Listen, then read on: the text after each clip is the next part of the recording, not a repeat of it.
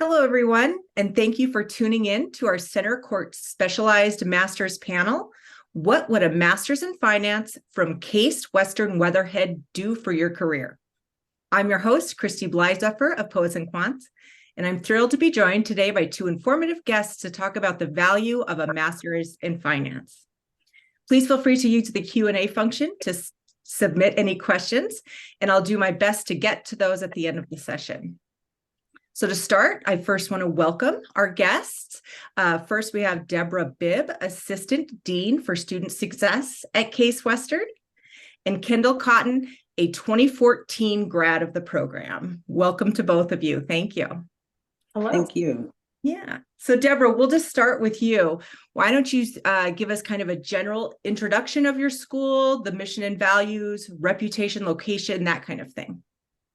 Absolutely. Well, welcome everyone. So my name is Deborah Bibb, and I am Associate Dean here at the Weatherhead School of Management. Weatherhead School of Management is located in Cleveland, Ohio.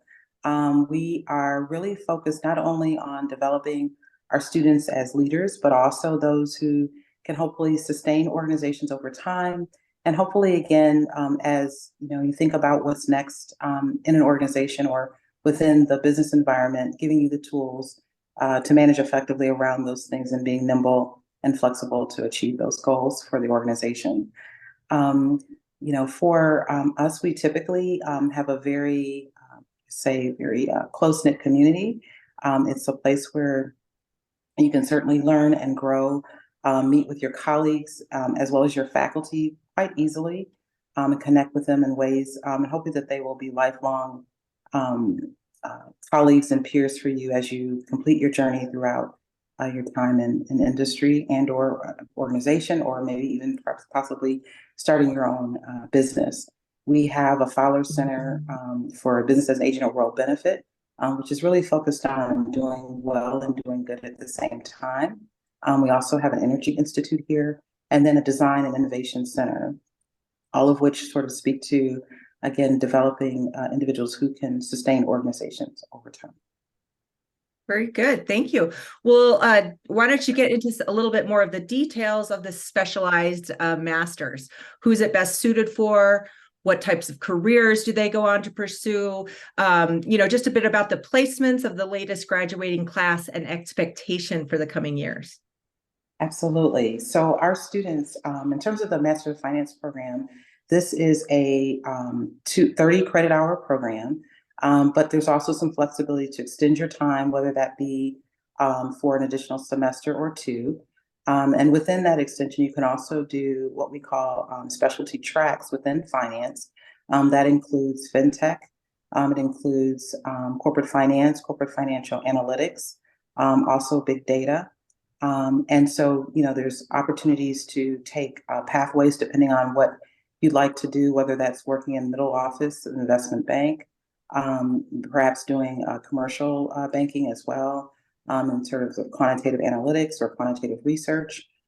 There's also, of course, consulting opportunities as well, or students join that pathway as well, perhaps in terms of financial advisory. But you really get a great sense of depth. So the breadth of obviously what an MBA would have for you, but the Masters of Finance program gives you greater depth.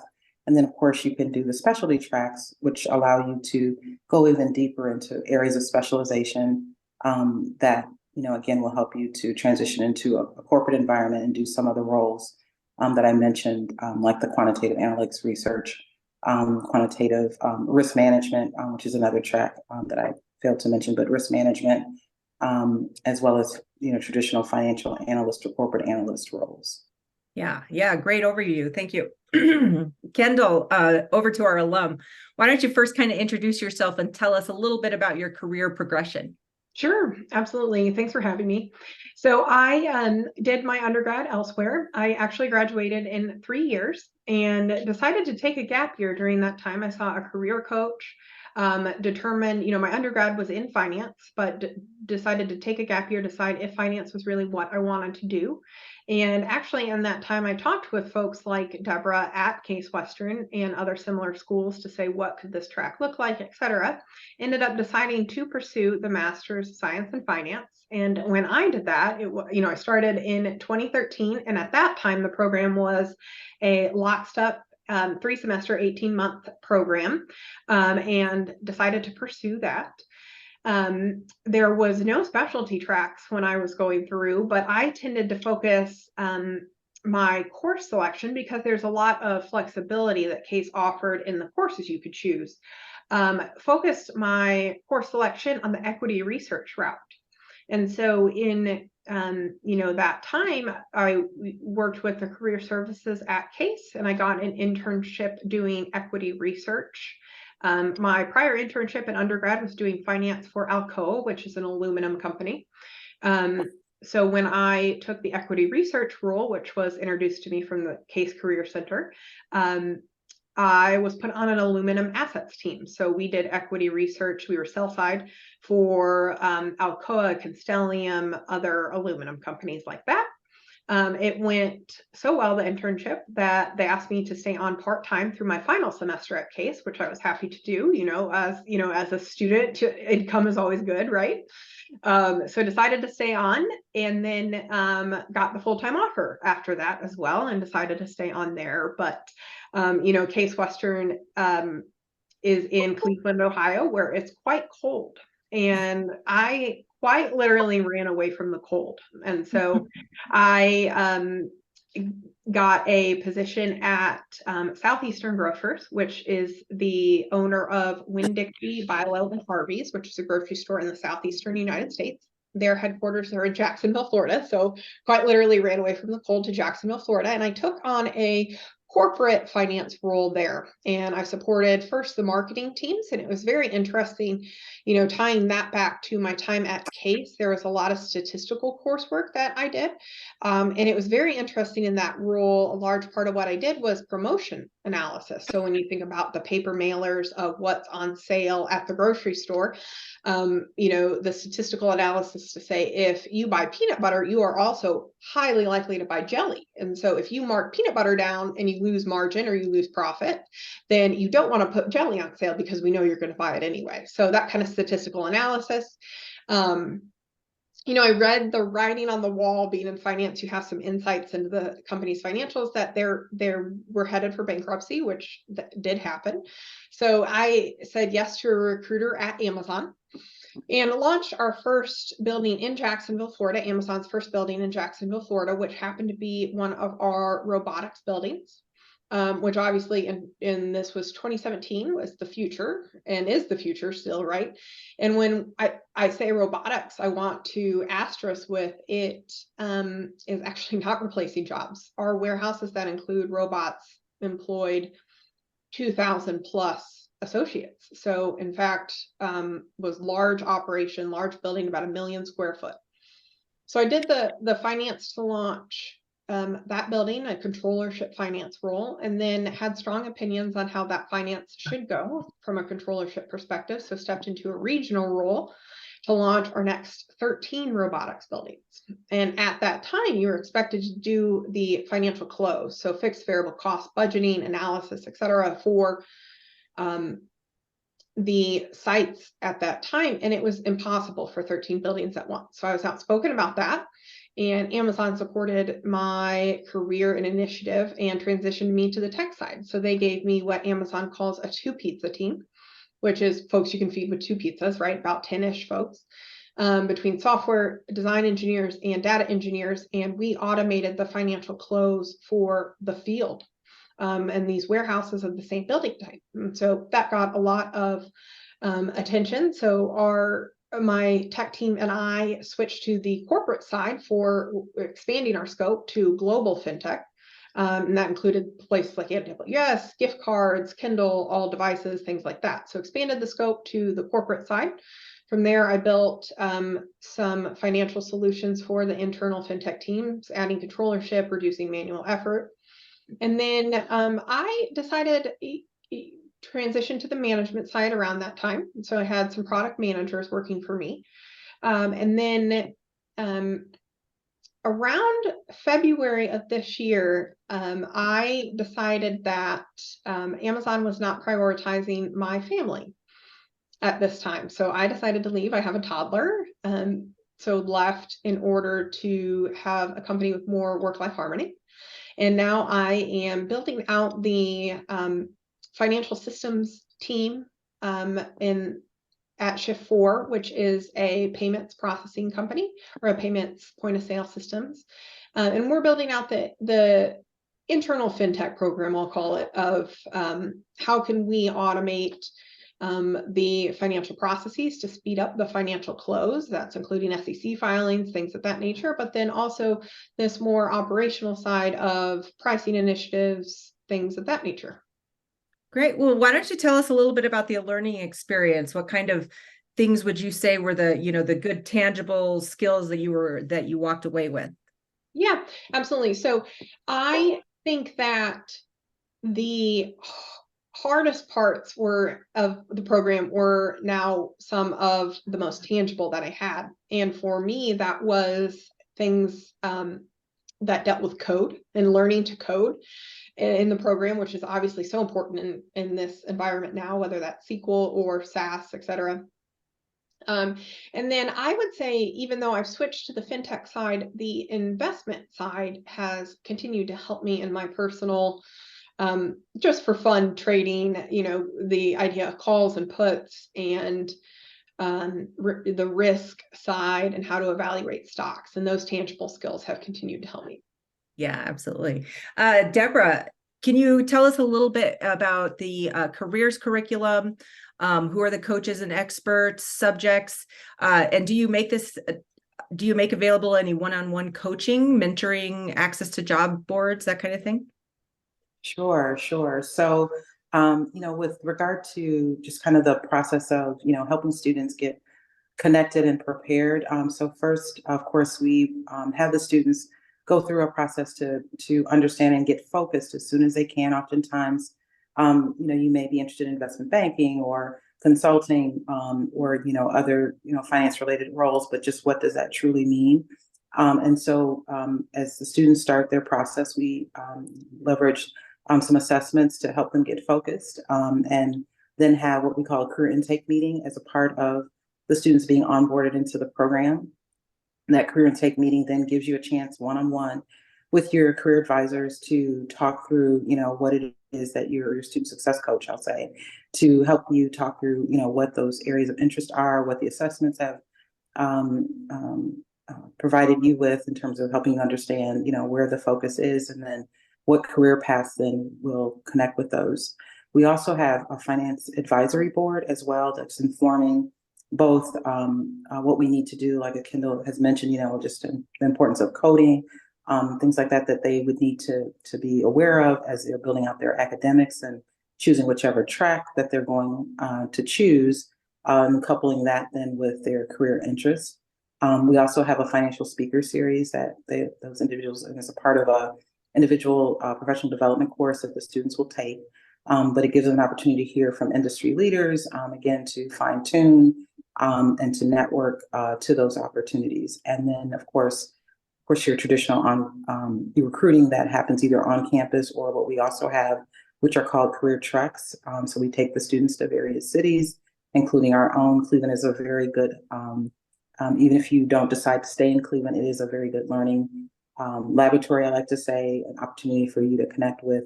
Everything's here. You've got your big four, you've got, other consulting firms, you've got financial services, regional banks, as well as, more national. And so, you really get in the classroom and things like that, you get opportunities to engage that way.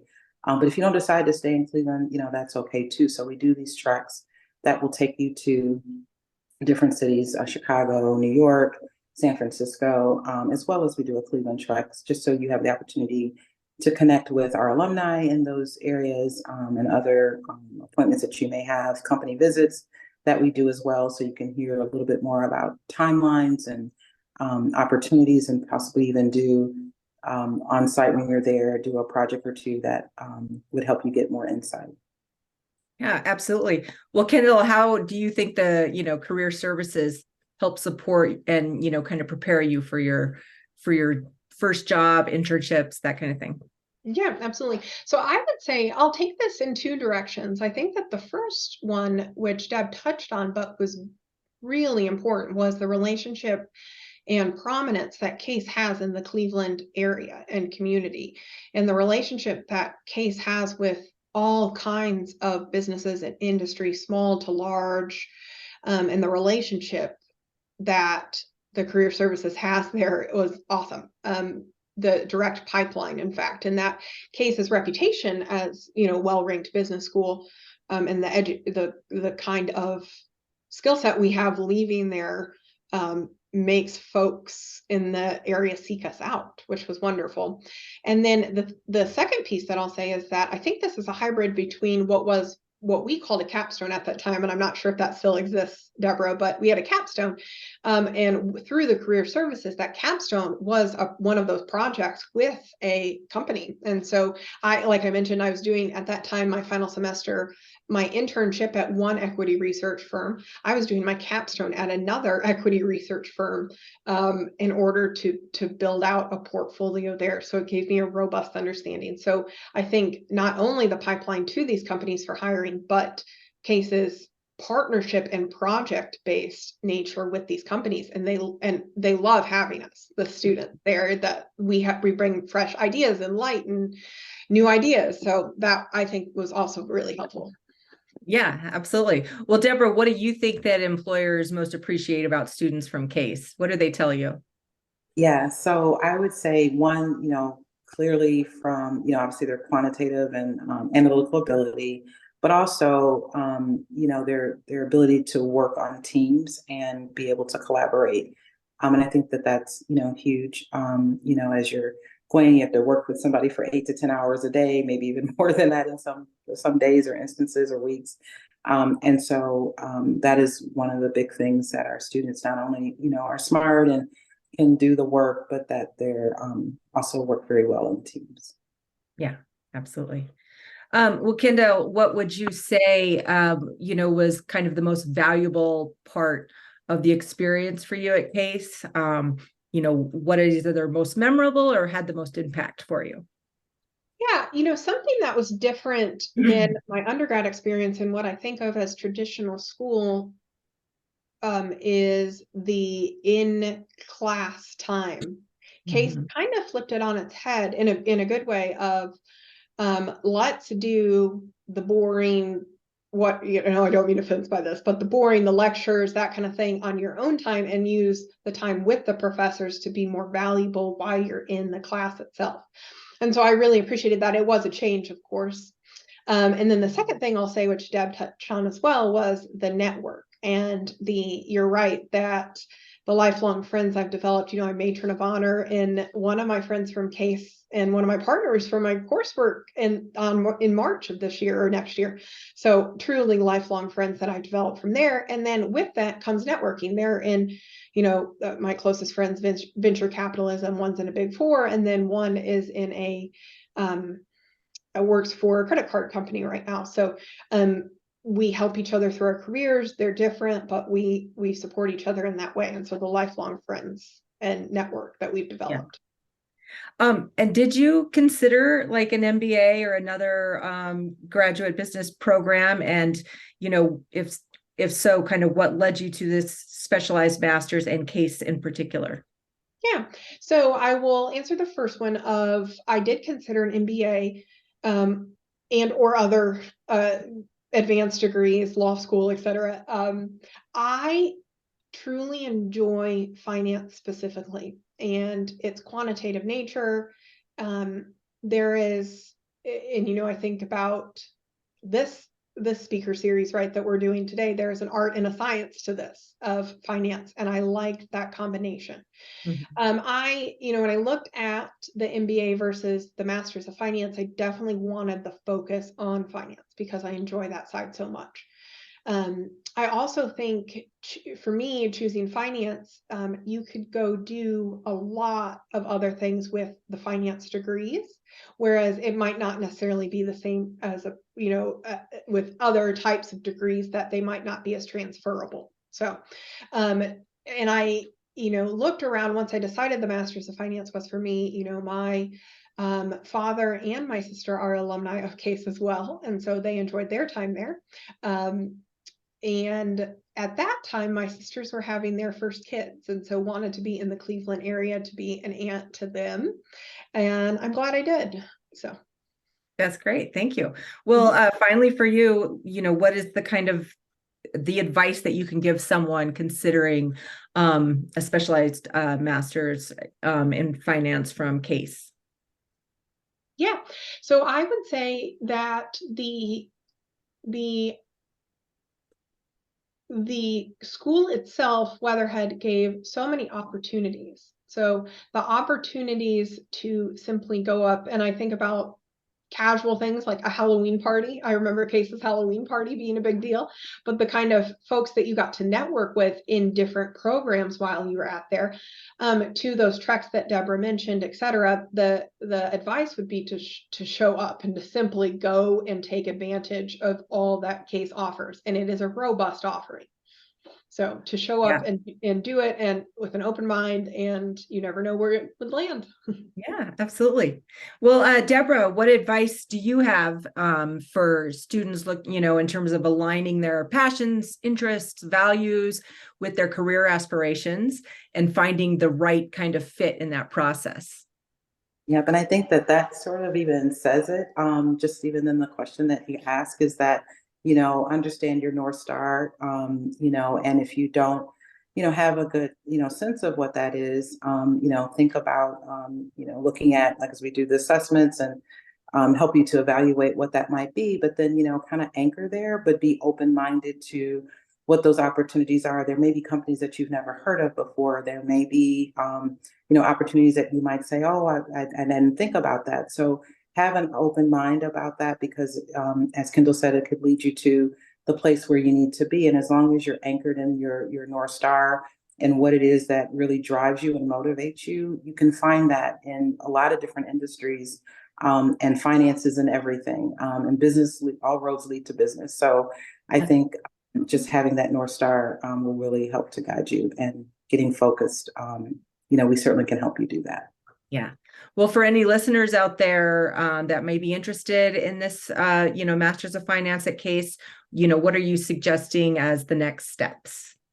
Absolutely. So I certainly recommend that you get in touch with our recruiters here at Case Western. We also have open houses that you can attend as well. If you just want to visit our site at weatherhead.case.edu, and you'll see our event schedule so that you can begin to start the conversation. We also have our request for information form there too. So if you'll fill that out, it's really easy to do. We made it pretty easy. Just submit that. And then, of course, if you decide to apply, we'd love to have you do that, and we'll provide a application fee waiver for those that are coming through this channel. Oh, well, very good. Thank you. And, thanks to both of you for your time and your expertise in joining us today. And thanks to all the listeners out there. Remember that you can find other degree-specific discussions with schools from around the world on our YouTube channel. And until the next time or your next session, goodbye.